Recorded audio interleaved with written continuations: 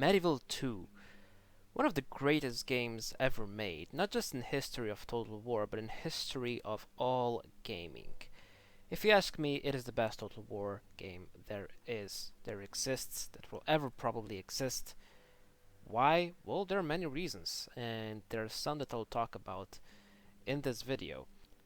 Why was Medieval 2 so good? Where did it go wrong afterwards? Why? What were the mechanics, the graphics? What went wrong? Well, we're gonna see this in this video. So make sure to have some fun, get a bag of chips or something, and let's go straight into this video.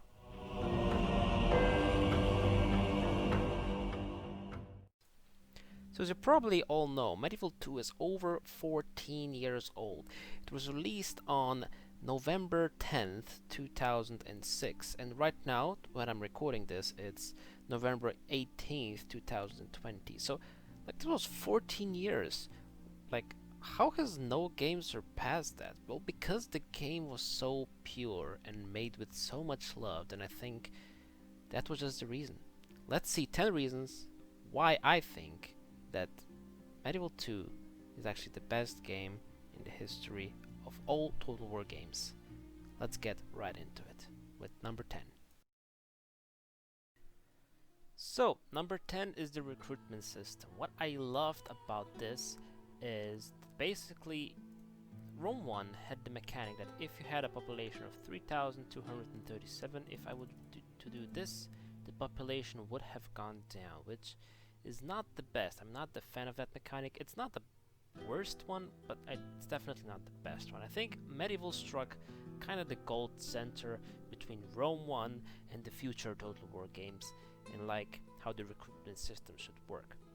It does not drain from the population, but it does draw from your pool. As you can see, I need to wait 2 more turns to be able to get another armored sergeants, which means that it's really hard to spam full armies of the same units, which I also really like, because like if you think about it in history, like maybe in Roman, even in Roman times, maybe no, but like this is an army that I have, right, that I was using a lot in Khan. There's another army up there in Edinburgh. You see, like there's a mix of a lot of different units. There's the family member, and I have 3 different three different cavalry units, and I have basically 3 different melee units and 3 different ranged units. Now, in Rome 1, you were more kind of going towards having this, like, I don't know, 5 of the same cavalry units, 5 of the same melee units, 5 of the same range units, things like that. It does, you know, maybe fit the Roman times better, because I feel like Roman armies were more organized. Now, I'm not a history expert, but I kind of feel like when I imagine Roman Empire, I feel like, you know, same cohorts being equipped in the same way, you know, fighting everyone else. But I think in medieval times it was a bit more chaotic, a bit more diverse, and I think that's very well done in this game. Now, going back to the recruitment system itself, as said, you need to wait a lot of times to get new troops, and also there are mostly different units that you can recruit in cities and in castles. Now, of course, they have your Italian spear militia, where I can wait, can I actually? No, I can't. You know, as you can see over here, we have armored sergeants and sergeant spearmen to be recruited in castles, but over here we have weaker units, Italian spear militia and Italian militia. As well, you have free upkeep, which is good. Now, this is maybe not done with the recruitment, but it's still a very good thing that I feel like it's a good addition to the game. The bigger the city is, more free upkeep units you can have. Now, in the later Total War games, I feel like you can just spam again the same units, but for different reasons than in Rome. In Rome, basically because there was no like pool of this. Because in Rome 1, I think if you recruited peasants, it actually drawn more population than if you were recruiting a cohort. I'm not 100% sure, but basically in the newer games, you can just spam the same unit all over again. In Rome 1, you can also do that, but it's for a different reason. It actually kind of fits the scenario, I suppose. You could say, you know, Rome 2, then that should be the same, but I kind of prefer the recruitment system in Medieval 2. It's the best. It does make you use different units, so you just can't spam the same thing all the time, and I think they just did it the best. There were some fantastic events going on in this game. As we can see, this is the events strat we can see over here. Now, of course, the most memorable ones are the invasion of the Mongols, the invasion of the Timurids, and also finding the Americas. Like, right now we feel, okay, yeah, Americas, yeah, okay, yeah, you just go there and you have the good enough ship and that's it. But, like, in 2006, Americas was a freaking Easter egg, because nobody actually at the start knew that there were more land over there. I mean, just imagine, like, the first time people found out there's Americas. It's like a very cool down kind of Easter egg. I know there's not a lot of content there, it's just like, I don't know, 4 settlements or 5, and they're all kind of crap settlements, but still you encounter something completely new. There's also there's, as I said, Mongol invasion, we have earthquakes, we have gunpowder discoveries, another earthquake, Black Death, I forgot about that one, I said the most memorable ones. Like, another earthquake, Timurid invasion, first windmill, earthquake, science book, European paper, magnetic compass. I mean, these games don't really, these events don't necessarily, all of them don't necessarily affect your gameplay, but it's still cool to see them, and of course some do affect you in a major way, notably the Mongol Timurids, gunpowder, and Americas. I think the first 3 are like the main ones that affect the gameplay, because, you know, Mongols, if you don't know how to deal with them, they're gonna be a pain in the ass. Same goes for Timurids. Of course, by the time the Timurid comes, if you're a good player, already have good defenses set up and everything. But gunpowder also. I mean, what I like about Medieval 2 is also the game time, like in real life time, because you're going all the way from the start of Medieval to America discovery. So that's like really cool. So a lot of cool events in this game. So, simple complexity versus complex simplicity. Does that make any sense to you? Well, it didn't. When I was thinking about it, it like didn't make sense to me at first, but then I kind of realized what I want to say with this. Now, let's take example Attila, or let's take example Rome 2 and Medieval 2. Now, in Rome 2, you have all the politics, you have this, you have that. Like, when you open, you know, the HUD is like so many things going on. It, you know, it really feels complex, but to be honest, it's not complex at all. It's like, I don't know, they want you to feel like it's complex, but it's kind of bare bones. Yeah, okay, you know, you have the diplomacy is different, you have more options for diplomacy, you have like inside your, you know, have to govern your things, you can do edicts, you can you know, get someone on a high rank in office or whatever. You know, you kind of feel like, oh, so many things to do, but you know what, it's boring. But then you go like settlements, and you don't know anything about settlements. Like, the information about settlements in Rome 2 is just, it's boring. The population is kind of weird, you don't know. But Medieval 2, you press this, you have everything you need over here, a lot of important things, but it's given to you in a simple way, but it's a complex thing, if you know what I mean. It's the exact opposite in the next games, in the new games, where they pack simple things in a complex packaging and then they give it to you. Well, Medieval 2 had a complex idea, but they packed it in a simple way, and that is so much better.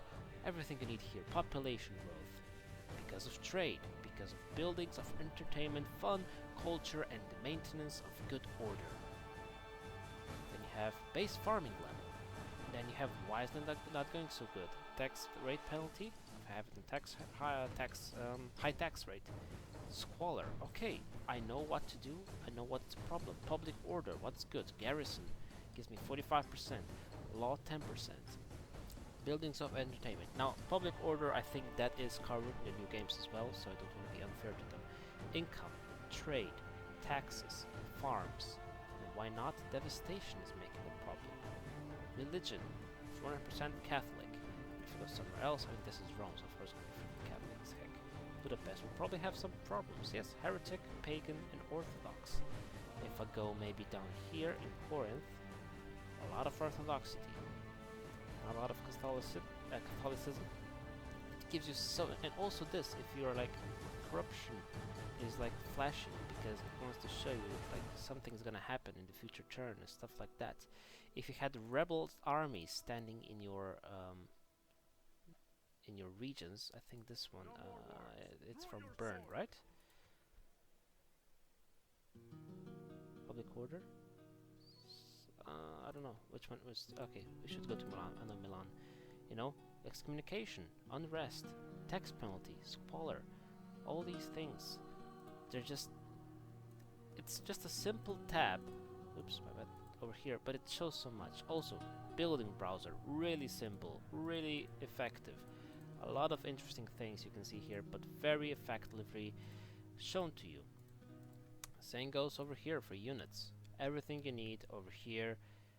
And like, I don't like how in Rome 2, for example, everything's like shown over here in such a small way. I click this, I see everything, perfect. That's what I need, that's what I want. Buildings, they make sense. It's just Pope elections. Like, did you know one thing, that you can drag a unit like this out? I learned that a week ago, and I'm playing this game all the freaking time. Also, one other thing, when you have Pope elections, you can actually, I don't know, can I perform that? I'll perform that, 1 second. Okay, I just assassinated the Pope. Guess what's gonna happen? I'm gonna have a Pope election, but that's not it. There are not Easter eggs, there are things that I'm still learning, that there's so much depth to this game, but it's like packed in such a simple way, which is perfect. So, should be having the Pope elections now. Oh, never mind, I was excommunicated, so that's why I didn't get to vote. Okay, my bad. You know what, I actually wanted to delete what I was just recording, because I was like, oh shit, I didn't do what I wanted to do, but you know what? F that. This is good depth. I was excommunicated, so I did get not to vote, because I have no high enough ranking. Well, I don't think it was because I was excommunicated, it was because I don't have a high ranking priest, which again is depth. Okay, so now I would like to talk about basically army mechanics, army movement mechanics and stuff like that, but that does include the garrison. Now, in Medieval 2, there is no like set garrison in settlements. Basically, you can leave it empty. You just take your army out, and then it's empty. In the newer games, there is a set garrison that can get sometimes ridiculously strong, not strong ridiculously, but ridiculously strong and big. Basically, you build structures, and then they give you I think actually free of upkeep garrisons. Now, that is not that bad on its own. Like in Napoleon, I think that is the case, that they also do have the garrisons, but what also Napoleon has, that you can move basically all of your armies wherever you want. You can, you know, get these guys over here, and then you get, I don't know, 3 of them over there. That is what the new games though are missing, because in the newer games there are set armies. Basically, if you have an army, you can just move it. You can never just take one unit and move it somewhere, and that is so freaking stupid. That's such a bad mechanic. I hate it. I prefer this, where like you have a really small army. I don't know, for example, that. If this was Medieval 2, sorry, this was a newer game, I would have to bring all of this army over there. What I can do over here is I take one guy, choop, boom. Okay, wait, to actually get a defeat, but you see what I mean. Basically what I'm trying to show is that the movement is much more... Wow, these guys are freaking OP. I want to beat them now. I can't. Well, it's fun. Anyways, another thing that is good is like forting The forts actually stay there. You can garrison them like with only one unit, which is really cool. You don't need to have a whole army in it. Basically, they're no forts. They're just fortificated stances in the newer games, which is really dumb.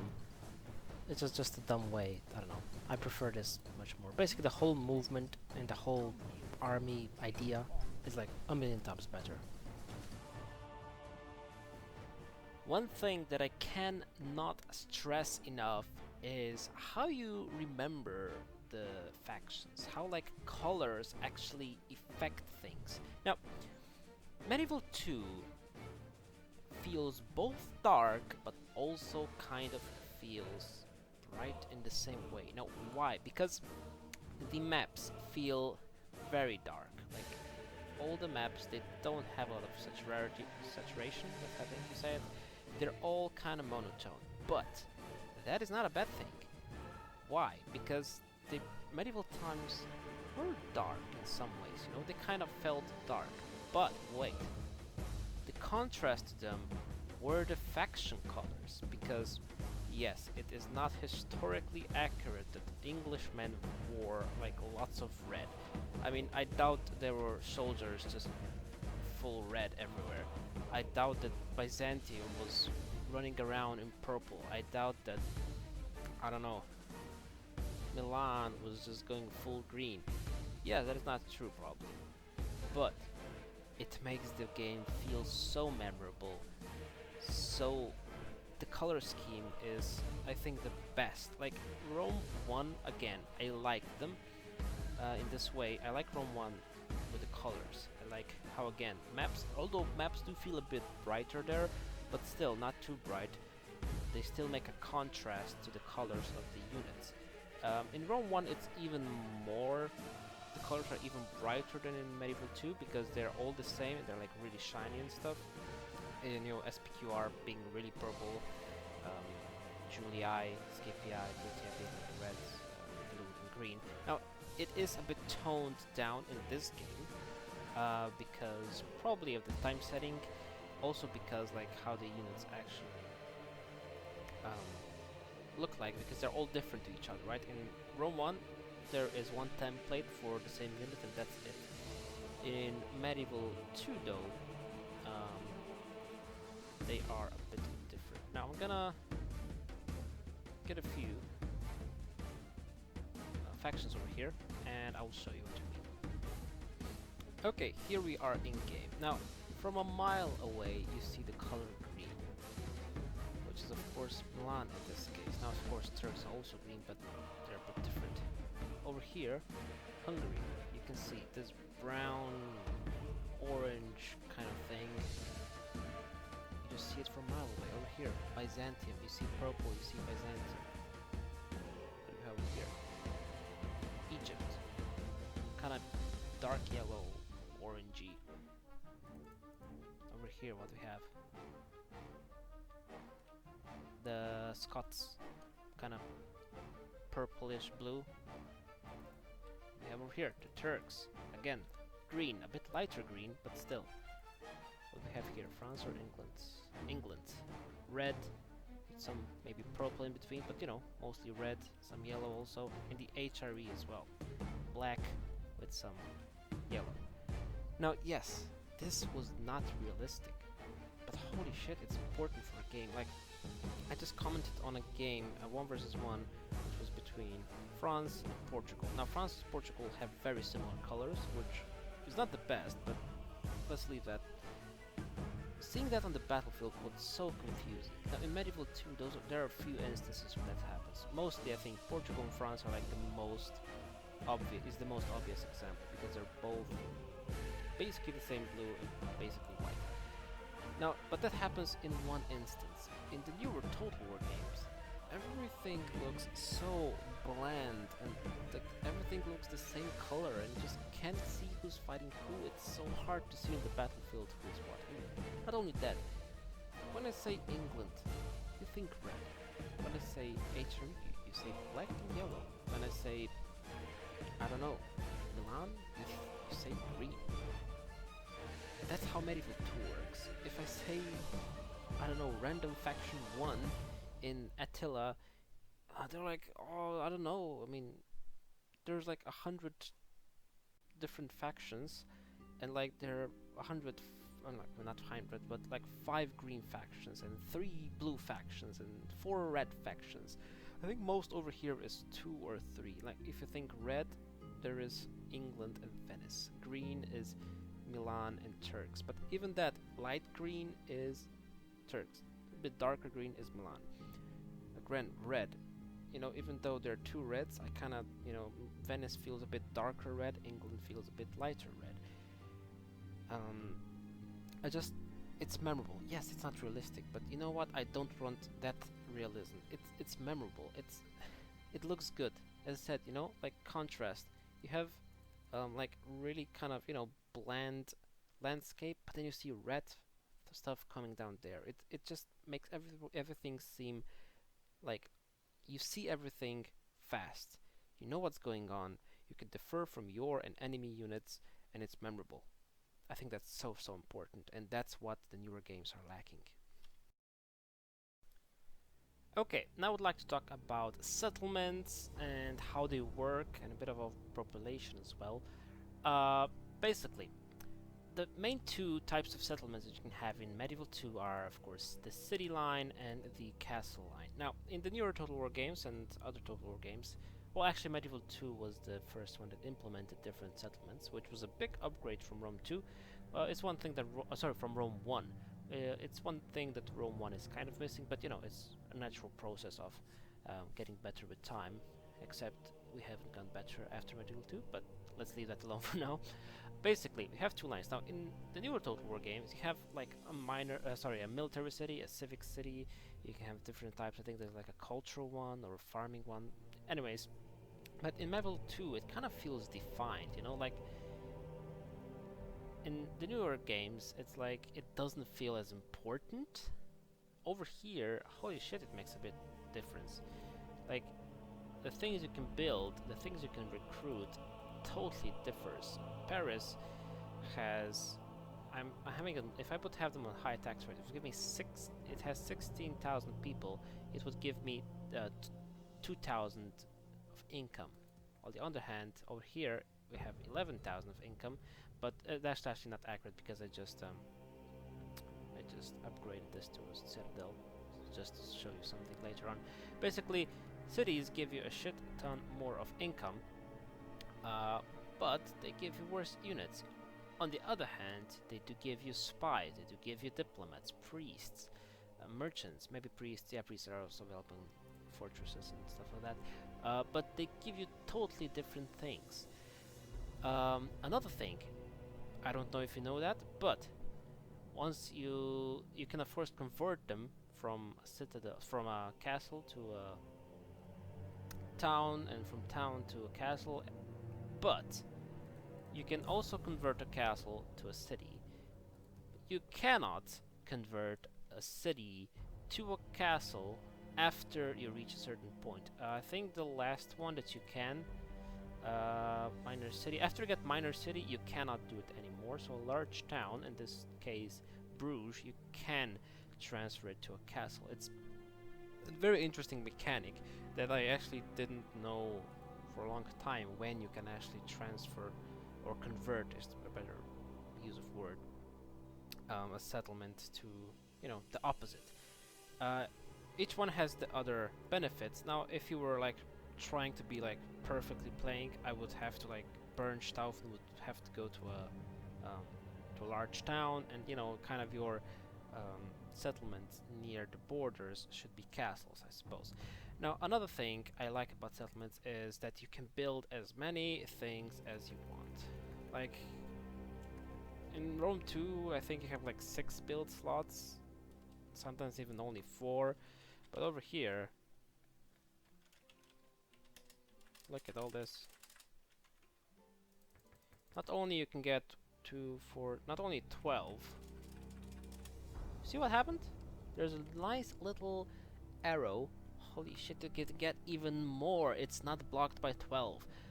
Why is this getting like blocked in the newer Total War games? Why can you have only 6 or how many build slots? How stupid is that? if you have the money, you should be able. It doesn't make any logic. Like, settlements expanded with time. Imagine a small city in England.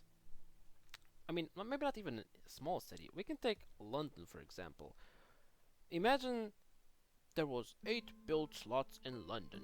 So in medieval times, they would build a wall, they would build a city watch, and then would build an abbey, council chambers, fairground. They would get some roads also, because you know that's always good. A shipwright and a ballista maker. Okay, well, then all the guys, you know, they kind of want to have an inn and a tavern, and they're like, oh sorry, we don't have any more build slots. They would want mines. Oh sorry, we don't have any more build slots. I mean, what? It's so ridiculous. Why would that be the case? This is so much better. It gives you freedom. It gives you depth. It's not, you're not streamlined into something. It's so much better. Number 4 is basically what you've been hearing for the last, I don't know, 15 minutes, however long this video is. The soundtrack of this game is absolutely fantastic.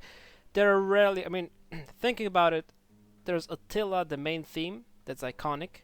I will give them that. And of course the Rome 1 is also iconic as heck. But outside of those two instances, I think Medieval 2, alongside Rome 1, has the best soundtrack. To be honest, maybe Rome 1 might actually have it a bit better, but Rome 1 and Medieval 2 are, I think, undisputedly have the best soundtrack in any Total War game. There's the main song, you know, the thing from Attila, which is pretty fun and pretty good, but still, it cannot compare to Medieval 2 or Rome 1.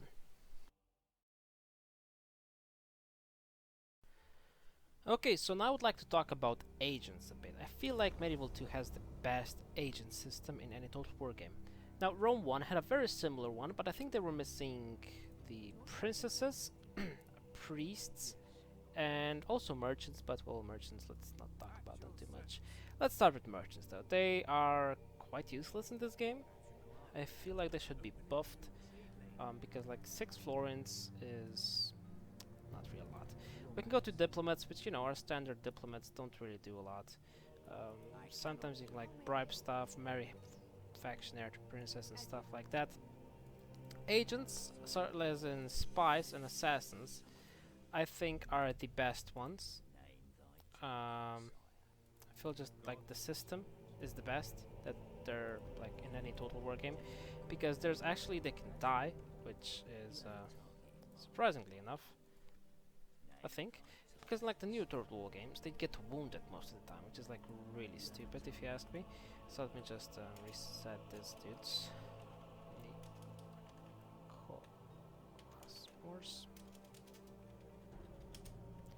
So I'm able to show you guys what I mean. Now, you know, 12% rate is really low. Of course he misses. But also, what can happen, I hope I did save this. Okay, I did. Also, what can happen, okay, it doesn't want to happen now, but in a lot of cases, he can actually die. Now, assassins have a much smaller percent of dying, but he has done now, and what happens? He gets caught and there's war. Now this guy, okay, he's gone in, but also there's a big chance that if a spy doesn't enter, he automatically dies. I got really lucky now again, which is not the best to show you what I'm trying to show you guys, but basically, wow, okay, he's just really freaking good, even though he's not. In all of cases, they died. There's no wounded. They're not gonna come back in I don't know how many turns. He is gone forever if you manage to get him killed, which I cannot do right now. But, you know, I think you get the point.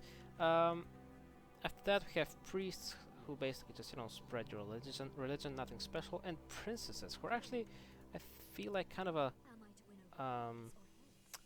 underappreciated part of the game. But like, for example, you can actually try and get this, but yeah, the princess has disgraced. She basically went away with their general.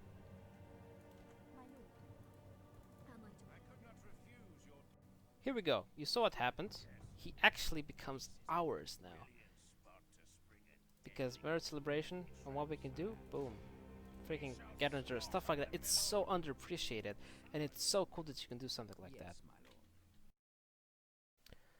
Another really awesome thing about this is the time period and basically, you know, what it covers. It started basically in 1080, so 1080, in the year 1080, and it goes all up the way of discovering Americas, which, you know, it's basically almost going to the new age.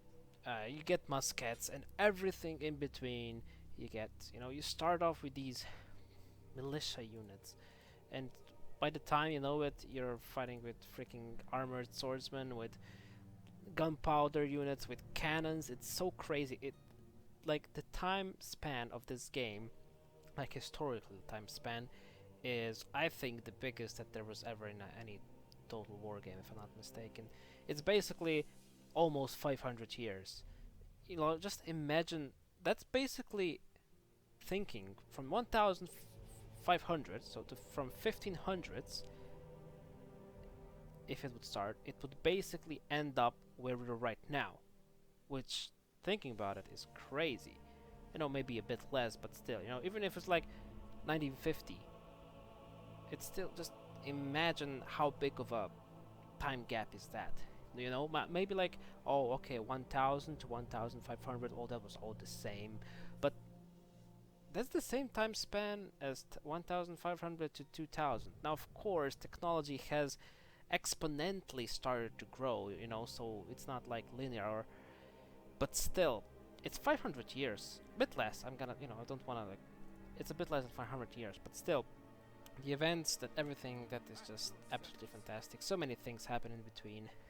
Basically, the start and the end of the game, you're fighting almost like a completely different game, which is absolutely fantastic. And last but not least, it's the hot seats. The hot seats have been such a important part of my basically life, because like I take, you know, a lot of my time to play hot seats and to upload hot seats on YouTube. I basically built my YouTube and Discord channel around this. It's like, you know, my thing, you know, Total Master to hot seat guy, I guess.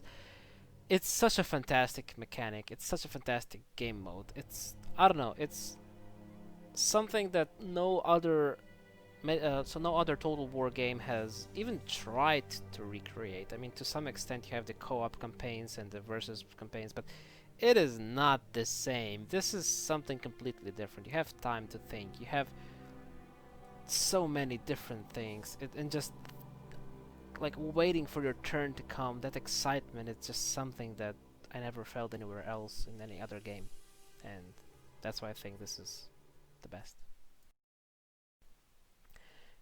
This is it, guys. I think this is Medieval 2 being the best game, and I haven't even touched the expansions. I haven't even touched the modding community, how great the modding community is. I mean, new mods are getting released. Lucium Total War is getting released, and it's freaking 14 years after the release of this game.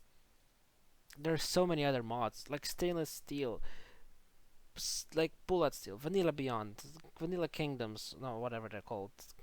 It's so many great mods. Europa Barbarorum too. Like, there's so many fantasy mods, so many troll mods like Planet War. It's I don't know. People love this game. I love this game. It's something that no other Total War has gone to this extent of love from fans, I feel like. And all these things that I talked about right now, you know, I think they're integral to the game. I want this game to get remastered, but only if all of these things and many more things are to be the same. I don't want a Medieval 2 remastered with a different soundtrack. I don't want Medieval 2 remastered if they get rid of the hot seats. I don't want Medieval 2 remastered if it's going to be graphically remastered in a way that I will not know who is who, because everyone will be the same color, and I want them to stand. I want friends to be blue, and I want them to be like popping off the screen in my eyes, seeing that I see blue. Not that it's like some shade of gray and maybe a bit bluish. No, I want them blue. I want England to be bright red, that I see them from the surface, basically from the terrain. I want that. That is why I think Medieval 2 is the greatest Total War game ever made, and sadly I think it's the greatest Total War game that will be ever made. You can take that as a good or as a bad thing, depends on you, but I feel it's something special. It really is something special. I hope you guys have enjoyed this video. Of course, make sure to write your thoughts about the video, your thoughts about Medieval 2 down in the comments. Share this with everyone. I basically put a lot of time and I put all my heart into this video. I never done such a long video that was actually so edited, and I really like put my heart into it. So hopefully this reaches out to some people. Make sure to like, subscribe, comment down below. You can join my Discord, which is always linked. We do many hot seats there, many other things, tournaments, challenges. I'm trying to do some speedrunning, but that is not working out as I was hoping for. But still, you can also join me on Facebook if you want. You can support me on Patreon. But yeah, thank you guys for watching. Hope you have enjoyed. If you have, make sure to join the Pleb Army. Until next time, fuck off.